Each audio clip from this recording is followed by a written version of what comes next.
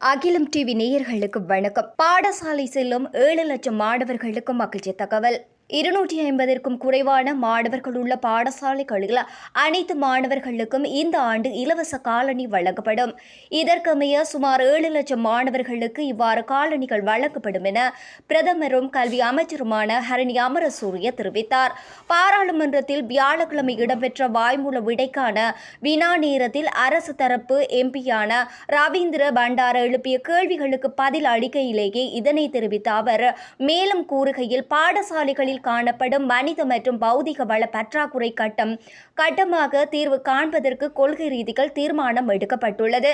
பாடசாலைகளுக்கு சமமான வளங்களை பகிர்ந்தளித்தால் பாடசாலைகளுக்கு இடையில் போட்டித்தன்மை ஏற்படாது. பாடசாலை மாணவர்களுக்கு வழங்கப்படும் நலன்புரி திட்டங்களை விரிவுபடுத்துவதற்கு விசேட கவனம் செலுத்தப்பட்டுள்ளது.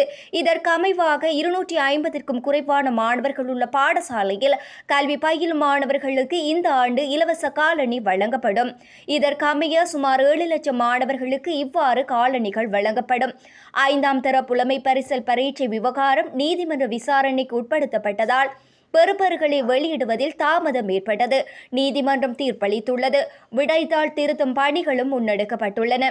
ஆகவே வெகு விரைவில் பரீட்சை பெறுபேறுகள் வெளியிடப்படும். கல்வி மறுசீரமைப்புகளுக்காக முன்வைக்கப்பட்டுள்ள யோசனைகள் மீளாய்வும் செய்யப்பட்டுள்ளன. நவீன உலகுக்கு பொருத்தமான வகையில் கல்விக் கொள்கை திட்டம் அமுல்படுத்தப்படும். பரீட்சை முறைமைக்கு பதிலாக மாணவர்களுக்கு இணக்கமானதாக அமையும் கல்வி முறைமையை நடைமுறைப்படுத்த எதிர்பார்க்கின்றோம் என்று அவர் தெரிவித்திருக்கின்றார். இதுபோன்ற செய்திகளை தொடர்ந்தும் பெற்றுக்கொள்ள தொடர்ந்தும் அகிலம் டிவியுடன் இணைந்திருங்கள். நன்றி, வணக்கம்.